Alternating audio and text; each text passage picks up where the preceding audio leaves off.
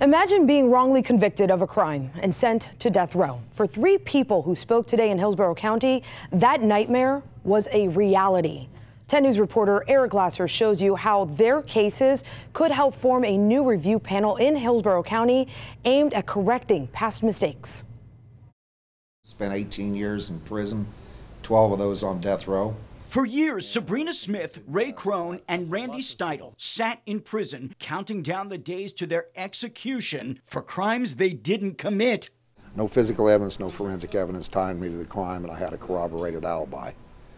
And I went from the comforts of my home to death row in 97 days. Can you imagine sitting in a tiny box like that, knowing your death date, and nothing you can do about it?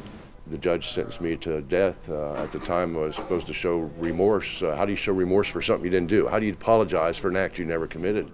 The pitfalls of wrongful prosecution was the focus of a workshop for local prosecutors and law enforcement hosted by the Hillsborough State Attorney's Office, identifying common threads in cases where innocent people have been punished.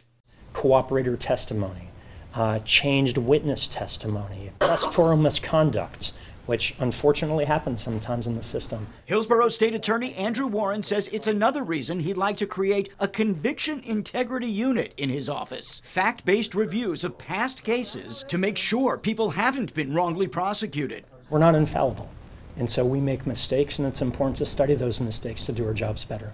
There's over 160 of us that are documented that spent time on death row. We're the lucky ones. We don't know how many were not as fortunate as us. I want what happened to me not to happen to anyone else.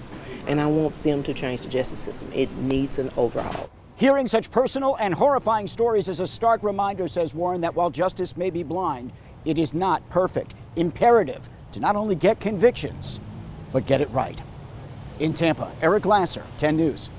Warren says he intends to start a conviction integrity unit in his office sometime this year. It will probably start with 1 prosecutor, 1 investigator, and 1 staff member at a cost of about $300,000 a year.